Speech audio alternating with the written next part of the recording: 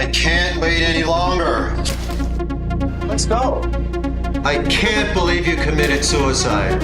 I cannot believe you committed suicide. How could you have done this? How could you have committed suicide? Damn, we need to make this thing even. I can't believe it's you. Don't tell anyone. I'm not ready for this. Don't tell anyone. Thank you. Hello and welcome all you Brainweavers. I'm Neil Knipe and this is episode 14 of My Scene with Breen, which, believe it or not, is actually the only podcast dedicated to the film director Neil Breen and his work. The big news in the Breeniverse is, of course, that Neil has taken to social media to announce that his latest film, Dire Duplicity, is being unleashed on the public with 2 screenings at the LA Film Fest. I think my personal invitation from Neil has been lost in the post. Now, those screenings are in fact today, or the day this podcast is released. So, although it'll be a magical day for a few of you, for the majority of us Brainweavers who don't get to attend the premiere, I thought the least I could do was give you another 2 cast members from that upcoming work to hopefully go some way to satisfying your thirst. On previous episodes, we've had friends, we've had lovers, but right now we have family. It's Daddy and Daughter Day as we welcome both Kansas and William Bowling onto the show to share whatever they can about working for Neil. They may share a bloodline, but do they share the same level of appreciation for the work of Neil Breen? Let's begin with Kansas Bowling. Kansas is an accomplished actor, director, writer and producer, having made films for Troma, directed numerous music videos, one starring Iggy Pop, starred in a short film by the band The Killers, and is currently promoting her shockumentary-style film, Cuddly Toys. As well as this, I'm embarrassed to say I didn't realise until after our chat that I had very much enjoyed her performance in the horror film Murder Size a year or so ago. Together we talked about how she actively pursued to work with Neil, acting with friends and family, and trying to convince Neil to appear in an upcoming project.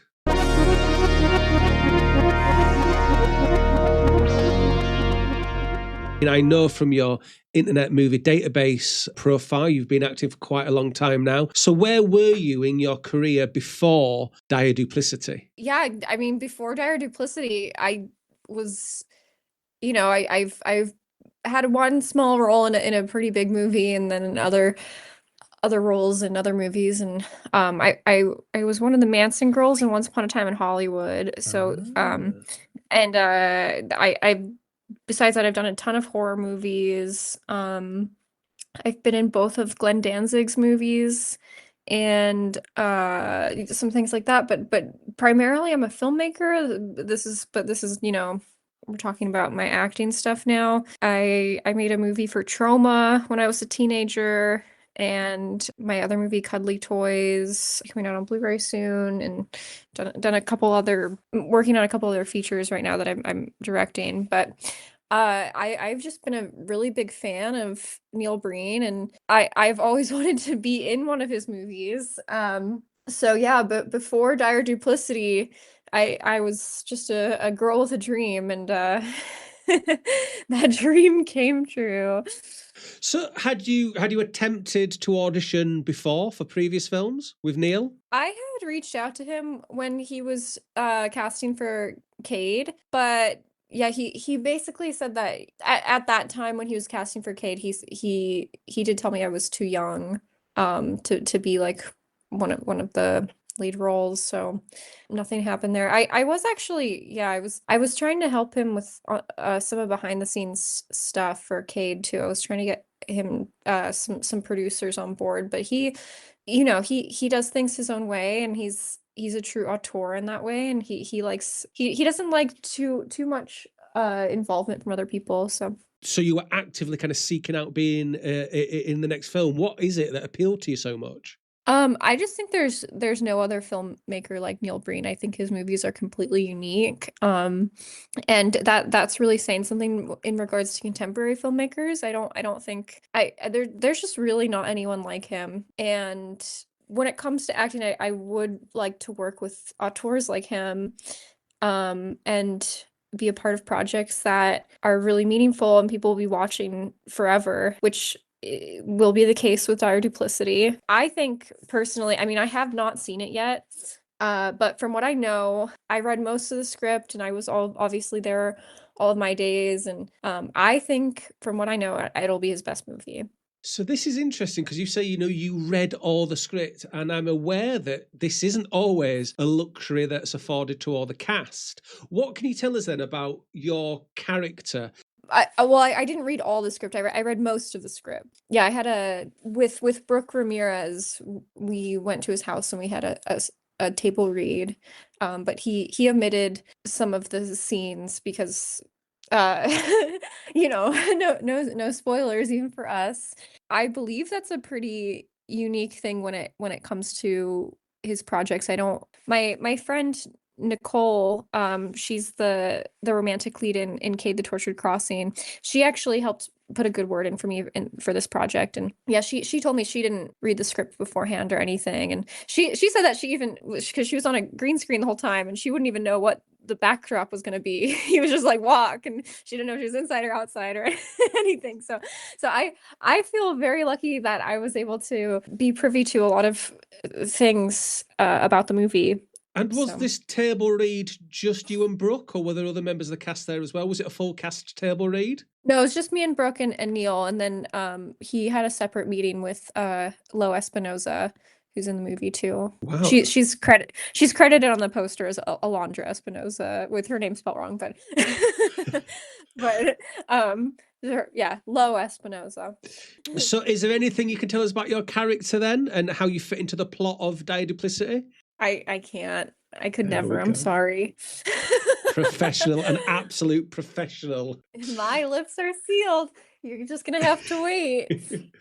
So I'm really interested in, because you say about how you're aware of Neil. So how did you enjoy Neil Breen's films before this? Was it partly ironically? No, I think Neil's really, really talented, and frankly, I feel like a lot of people just don't get it. Can you elaborate on that? But what are they not getting? That's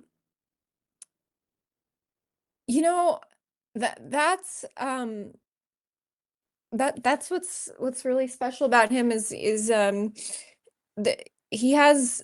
just has this really unique sensibility that maybe it's off-putting to some people.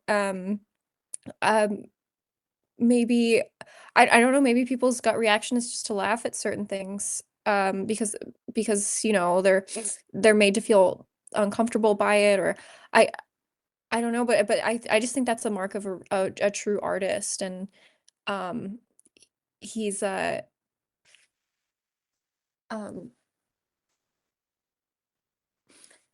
It's always just fascinating just to get all these kind of different points of view and these different experiences and these different opinions.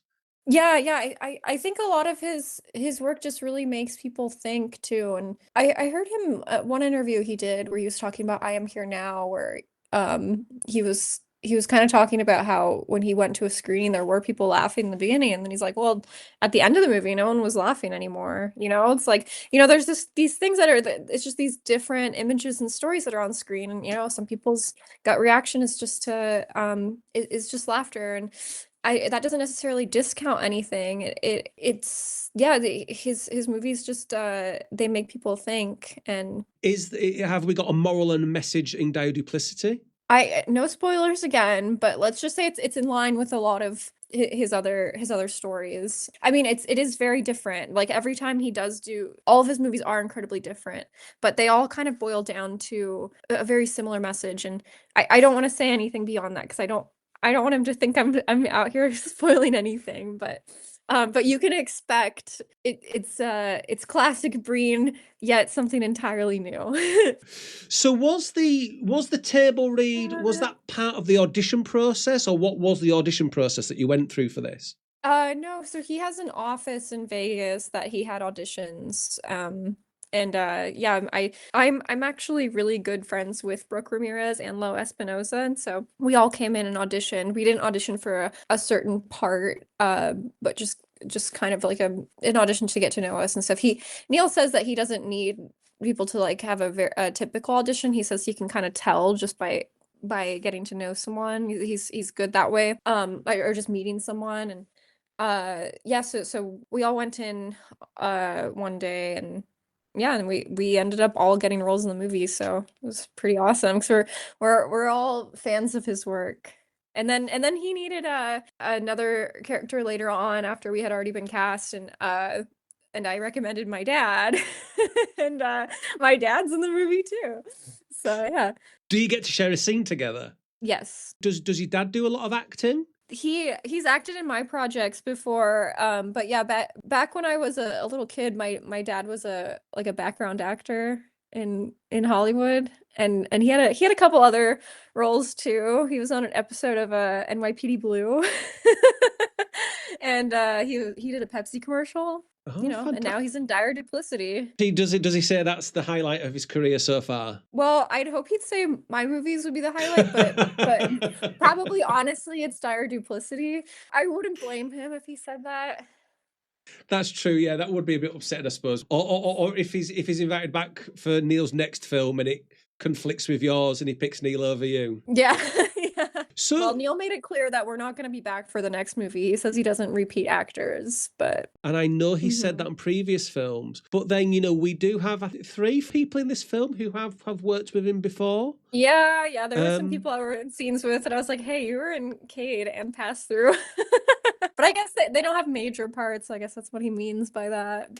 But he did tell me that. But it's okay because I'm in the best one, so I don't care. What was the first day on set like then? How did that unfurl when you get there? Do you know who you're playing? Have you had time to prepare? The first day of shooting, I wasn't there. It was just Brooke and Lo were there, but we were all in a hotel together, so I got to hear about it when they came back. But yeah, then I was there the next day, and I don't know. I can't say what I did though, but the whole first week were all night shoots. It was all overnight. Yeah, it was a really great character to play too. It's really exciting. And how many days did you do on set then in the end? I think it was maybe like 10 total or something, like 2 weeks total. Because I think the first, I can't really remember. The first, I know I was there for a week. He doesn't shoot weekends. It's just Monday through Friday. And then I came back down a couple other times. Yeah, I probably maybe like 8 to 10 days total or something. How did Neil work on set? And did it differ to how you direct? Yeah, for sure. I mean, everyone sort of has their own sort of directing style and how they communicate and talk to their actors and how they express things. But yeah, so definitely different, but certainly no complaints. Yeah, he's very specific about how he wants things said and how he wants lines delivered and things like that. And yeah, the first take's always wrong no matter what. And then you gotta tweak it after, but he knows what he wants. So. And is that quite in-depth direction? I guess it kind of depends on the scene, but yeah, it could be in depth. Yeah. We've got a bigger crew on Dire Duplicity that Neil's kind of now moved away from it just being him and a cameraman. And Jeremy was kind of talking about how at the start there was maybe a little bit of difficulty there. Not everybody was on the same page. Is this something you picked up on at all? No, the crew seemed pretty together and in line with Neil. I mean, it wasn't a big crew by any means. It was Neil and the DP and then a focus puller, a sound guy, and a PA. What was a really good day on set? It has to do with I want to say it by the locations, but I don't want to say the locations because it would give things away. Well, we filmed a lot at this house. I feel like I can say that. I'm allowed to say that. Actually, I feel like people know this because it's in the trailer, but we filmed at the same college location as Twisted Pair. So we filmed there a bunch of days, and then there's basically one other major location we filmed at. But I don't know if I'm allowed to say just because this one's a new and unique location. Well, no, and that must be kind of cooling away, I guess, for you as a Neil Breen fan, that you're in Neil's house, and it's not just Neil's house, it's the set from Fatal Findings and I Am Here Now and all these previous films. Yeah, and he has his props from his movies all around the house. He has like the little cats from Twisted Pair on his coffee table, and yeah, just things like that I'd recognize all over his house. So, do we see you in the trailer? Yeah, he did call and tell me before it came out that he was gonna try to limit me in the trailer because a lot of what he would show me would give things away. But yeah, there's I think there's just yeah, there's just one part of me where there's like a shootout part and I'm the brunette girl in that scene. And yeah, Brooke is the blonde one who he says, "This is Bess, my life partner," and then he kisses her too. So Lo's part wasn't in the trailer, but or not, neither was my dad's part, but people will be really excited to see their parts. They have really good roles. Obviously, when you're just seeing very quick images, it can be very difficult. But I took it that, yeah, Best the life partner was then different to the next shot where he was kissing. I thought it was two different females, but we're saying that's the same character. Oh no, yeah, that's Brooke. Those are both Brooke, yeah. You know, we talk about how there is this amount of people out there, fans out there, who like Neil Breen films because they find them kind of unintentionally funny. So whether you agree with that or you disagree with that, you know, you're still aware of that. Were you at any point when you were getting into this, was there any kind of, you know, concern that, you know, you might be part of a project where people might poke fun? Oh no, not a concern at all. I mean, people will make fun of you no matter what you do, so it's it's all good. I'm just happy to be a part of a project that I think really matters and that people will see and love, and I try not to concern myself with the haters. I mean, it's better to me to be in a project where people have such varying opinions on it rather than a project that no one cares about at all. Because I mean, it really just shows that he's doing something right. Where does this take you to now? What other stuff can we see you in? What other stuff have you got coming up? My film Cuddly Toys comes out on Blu-ray with Vinegar Syndrome in March. So everyone keep an eye out for that and please buy a copy. And if Neil was to, I mean, I know you've already said, of course, that you've been told you won't be coming back, but if Neil were to ask you back, would you be back for film number 8? In a heartbeat, yeah. But I mean, what I really want is for him to act in one of my movies, but he's also made it very clear he's not going to do that. But Did you offer? Did you try and get him on set? well, there's a script that I have that I really want him to be the lead in, but it's loosely based off of a real person, and that's what he says that's what his concerns are. He'd be playing a real person, and he was saying I was going to go to prison if I made it. And I told him that's not how it works and that we're in America, it's a free country. But he still was arguing with me about it. So I don't know. Maybe I'll have a lawyer talk to him and ease some of his concerns regarding that. So he just so he knows that no one's gonna go to prison and Get your people to talk to his people. Although I think his people it's him. So that I suppose that's the problem there, isn't it? I guess. Yeah, but we'll see that it would be a dream come true. If I can't get him in this movie then I'm just not gonna make it because it has to be him. Did you find anything out about like Neil as a man? You know, is he a family man? Does he have a wife? Did you get to meet anybody? He's not married. I don't know if he would want me to say anything about his personal life. I don't know too much. I learned some things, but I don't think he likes to be public at all with his private life. So I will try to respect that. And how would you sum up this experience, this whole experience? A dream come true. Something I have been wanting to do for as long as I've been watching his movies, and it's just pretty crazy that it actually happened. It's awesome. Thank you so much for giving your time, and thank you for answering so fantastically and diplomatically as well. Because I know obviously you don't want to give anything away and you don't want Neil waving that NDA in your face. Yeah, he did tell me that if I give anything away, I owe him $100,000. It didn't actually say that in the contract, I don't think, but he said that, so.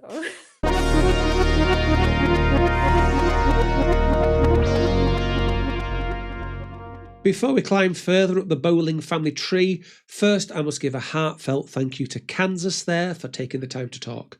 Kansas said she was happy to focus solely on Dire Duplicity and not plug her own work, but it would seem deeply rude of me not to mention that you can find Kansas on the various social media platforms, and you can purchase her most recent film, Cuddly Toys, at vinegarsyndrome.com.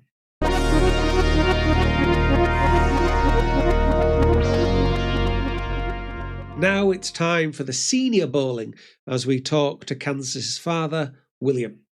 As with Kansas, we don't know at this time who William will be playing in Dire Duplicity, but that didn't stop us from getting into character, the difference between a big budget set and a Breen set, and who is the best director, Neil or his own daughter. As for William's background in the world of show business and his current profession, I'll leave those tidbits to the interview.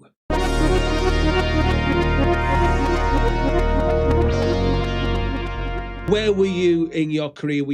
Have you been pursuing acting, or is it just a bit of a side job for you? Well, it was weird because, in the 1990s, I was a background actor in 90% of the movies that filmed in Los Angeles.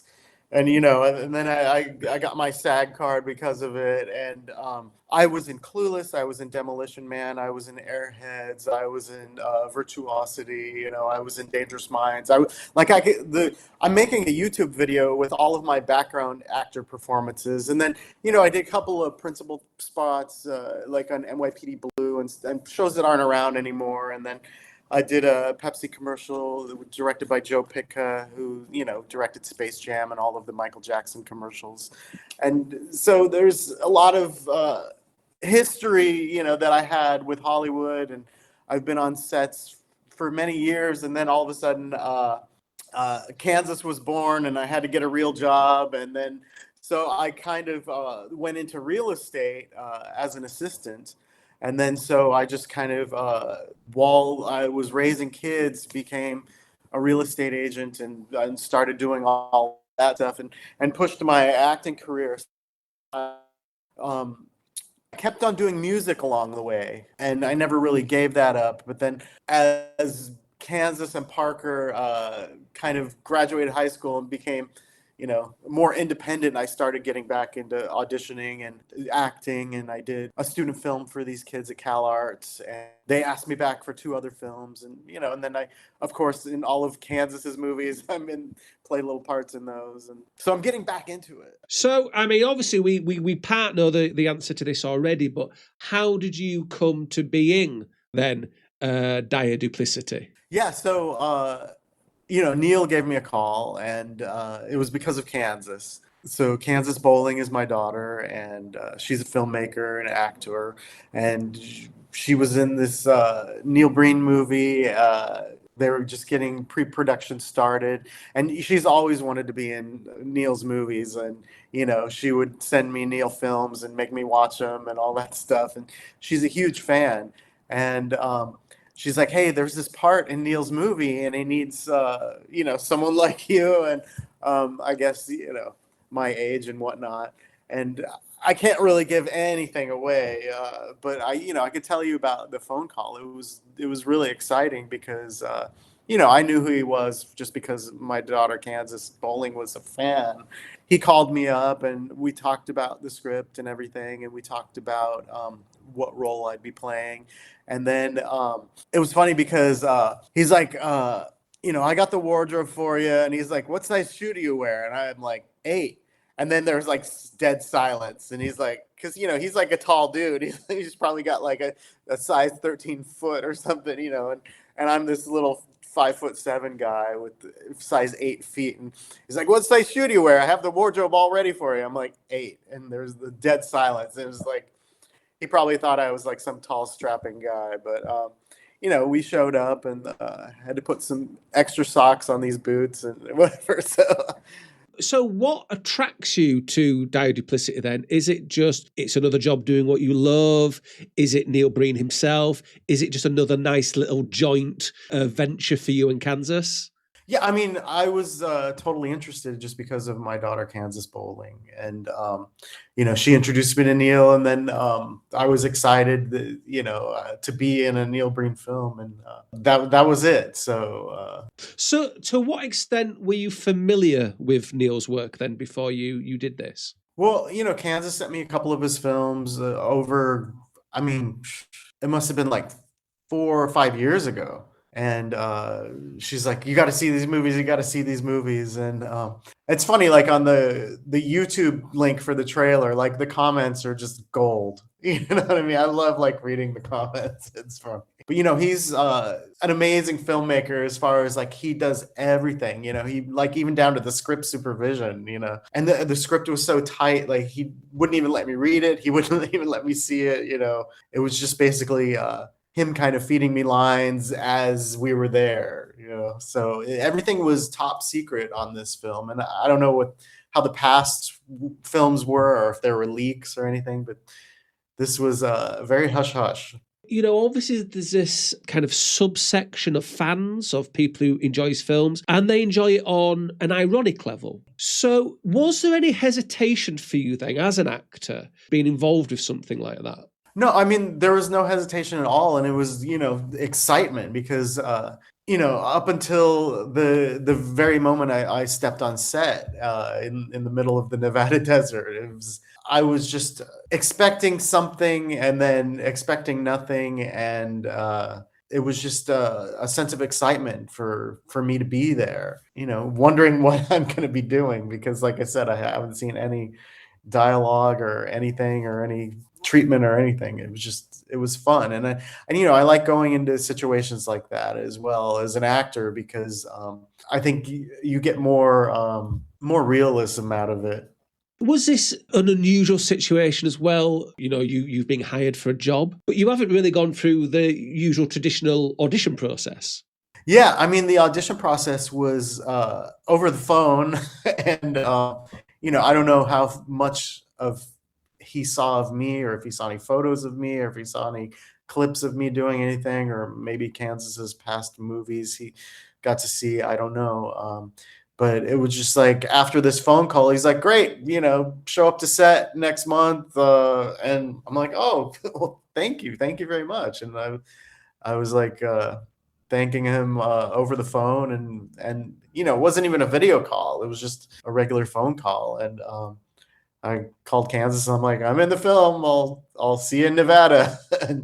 And she's like, "Okay, we're staying at this place. Go on hotels.com and get a place." And what do you know when you show up on that first day? Neil and I spoke on the phone, and he kind of gave me an overview of the character I would be playing, and but he didn't give me any of the lines. He didn't give me any of the dialogue. He just kind of walked me through it and said, "You're going to be this, and you're going to be that," and show up here at my house. We showed up at his house, and I love that he's boasting that he's a Ferrari owner.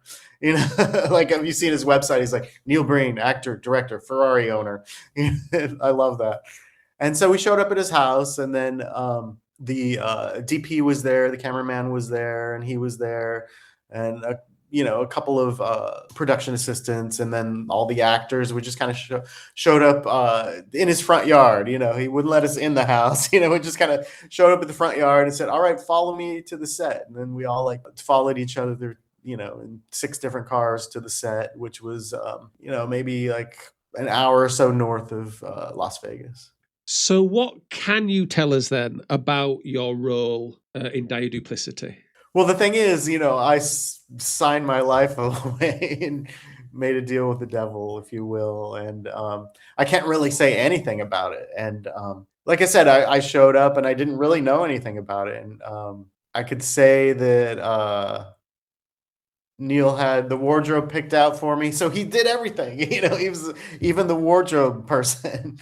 So he dressed me, and we did some stuff out in the Nevada desert. How many days were you required? For me, it was just one day. It was short and sweet. I got the hotel for a day before and a day after, in case I wanted to get there and be rested, and I kept a day later just in case they needed to do some reshoots or something for the.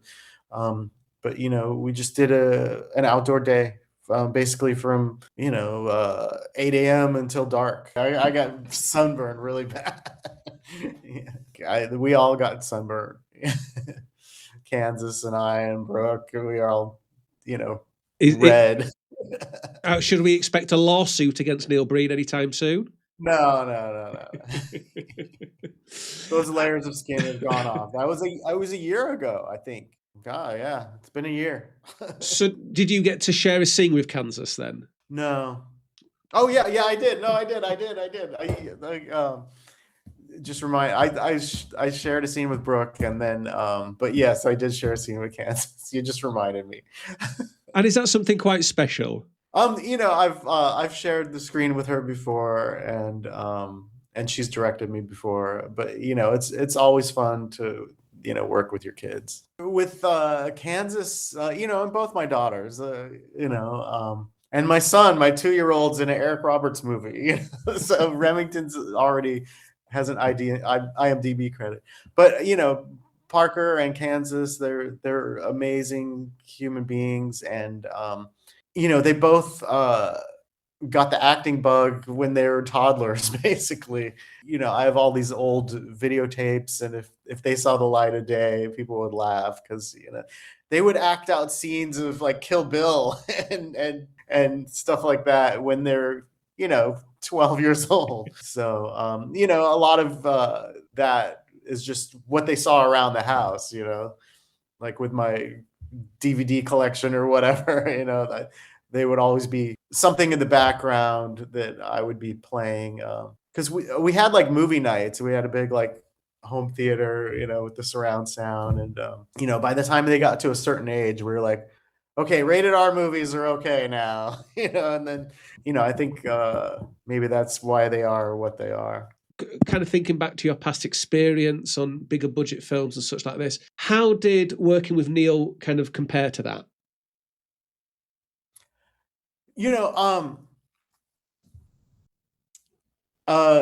Neil is like working a lot like with Kansas because she's doing it all as well.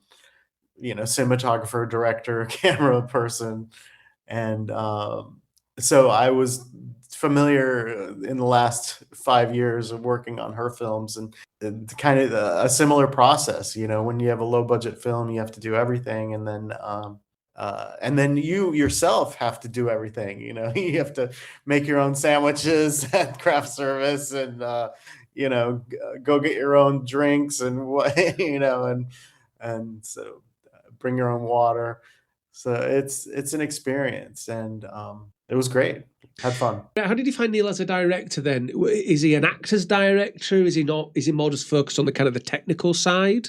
Yeah, I mean, I think he's more of an actor's director because he's focused on you saying the words and the dialogue exactly how he hears it in his mind. So, I'll go through a bunch of takes, and he'll go, say it just like this, say it like this, a little bit more like this, and say it just like me, because he has like some idea in his mind how he wants it to be, where some other directors will just kind of let you be yourself.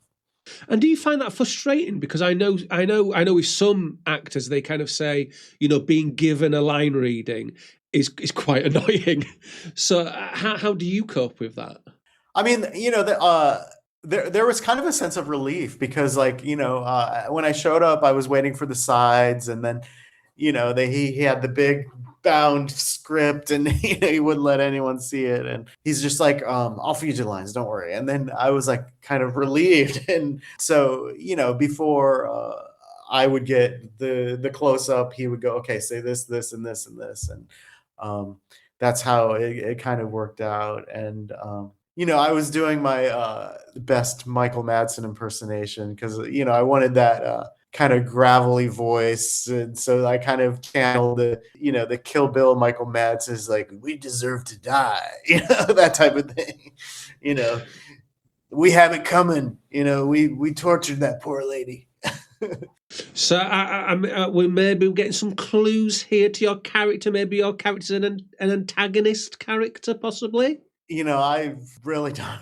I really don't know because I don't know like what if it's going to be a flashback scene. I don't know if it's going to be a future scene. I don't know if it's going to be a dream. I don't know if I really don't know. But I know what I shot, but I don't know where it's going to set in the film.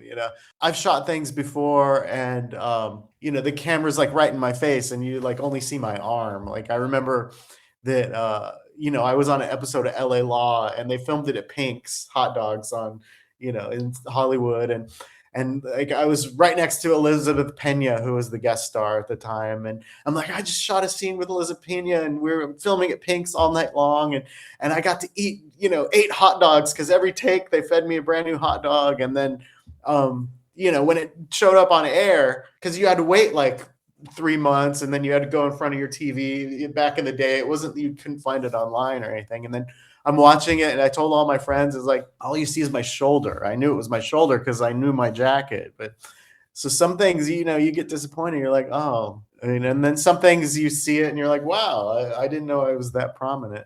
Like I said, like I was in Reality Bites with Winona Ryder and Ethan Hawke, and there's a scene where like I come out of the bathroom and I bump shoulders with Ethan Hawke, and like I thought for sure like the cameras would see me, but you'd only see like the back of my head. You must be older than you look as well, because I remember LA Law when I was a child. Yeah, I was born in 1968. I'd love to know what your secret is. It's the California sunshine. I'm sitting in my office on Malibu Road, and I'm looking at Sting's house right now because my office looks over at Sting's house.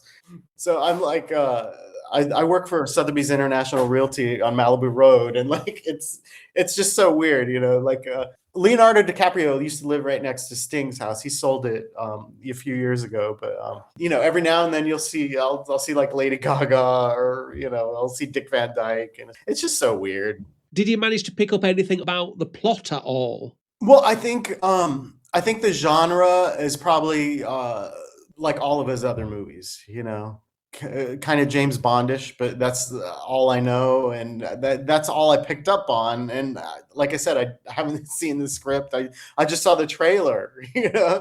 I saw the trailer when everybody else saw the trailer, and I remember, as far as production notes going, that we had to postpone the shoot because it snowed. And so they're like, oh, we can't shoot in that location. Like I said, it was, an hour or so north of Vegas, and, it snowed, and they're like, oh, the roads are closed. So we have to do it next weekend, because it was shot in January, or, around that time. If you see in the trailer, there's that scene where he's like in front of the yucca plant shooting a gun in the ground. Yeah, that was probably shot the day that I was there, because we did my scenes, and then I had to wait, and then he did a few scenes, and then Brooke came in, did a few scenes. So like all those other scenes were probably done on the same day, because I remember Brooke, Kansas, myself, and Neil all there. Do we see you in the trailer? I have not seen me in the trailer, no. Have we got any more projects coming out, or are you going to be pursuing anything else on the screen? Well, my big joke with Parker and Kansas is that, 2026 is going to be the year that I get famous, like Joe Pesci gets famous at 50, that's me. Because I got 3 films coming out in 2026. I got the Neil Breen movie, and then I got 2 Kansas bowling movies coming out in 2026. So, most unfair question I could possibly ask you: who do you enjoy working for the most, Kansas Bowling or Neil Breen? Yeah, I don't know. That's a hard one. Kansas might not agree with that. Right. I guess with Kansas, after a take, if she likes it, she's giggly and happy, and after a take, Neil is very poker faced, and you don't know if he nailed it or hates it. Is this an experience you're going to look back on fondly compared to all your other credentials? Oh, for sure, because I got to work with my daughter, and that's always fun. And a legendary filmmaker, I got to work with a lot of legendary filmmakers. I was in Boogie Nights, so I was an extra in Boogie Nights, and all the extras show up to the set on Boogie Nights, and it was the classroom scene where Roller Girl is in the classroom, and the guy's doing like the mock blowjob to her, and so I'm like one of the kids in the classroom, and like Paul Thomas Anderson, like, goes to the crowd of extras, and he handpicks the people he wanted to be in this classroom. I was kind of had an attitude because, this guy's the same age as me. And he's like, all right, who wants to be an actor? Who wants to join SAG? And I'm just like, I'm already SAG. I don't, I'm a musician. And so he's like, okay, you, and he points to someone else, so like, it was so full of myself back then. And, I could have had a bigger part, but I'm in that scene. When you saw some of Neil's films and scenes and stuff for Neil, what was your take on him as a filmmaker and those films? I didn't know what to think of him then. It's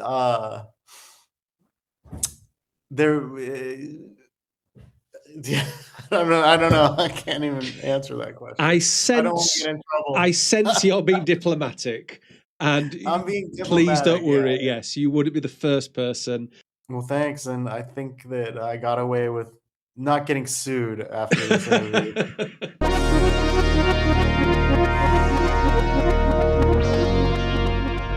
Thank you so much to William for talking to me there.